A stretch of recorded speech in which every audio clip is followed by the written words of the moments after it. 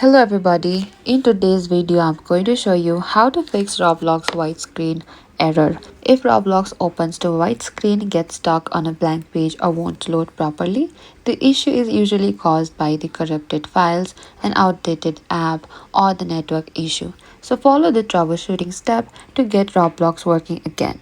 Simply you need to restart your Roblox on your device. Simply open your Roblox and simply go back and close the Roblox completely and restart your computer or your mobile device and launch your Roblox again and check if the white screen is gone. You need to also check your internet connection. A poor or unstable internet connection can prevent Roblox from loading. In the top right corner, there's this notifications bar. Swipe down, and here you need to connect to a stable Wi-Fi or the Ethernet internet.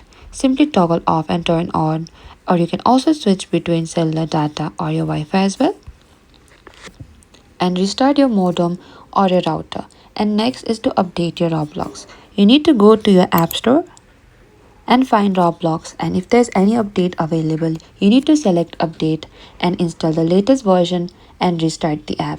And that is it. By following this step, you can fix most Roblox widescreen issue and get back to playing your favorite experiences.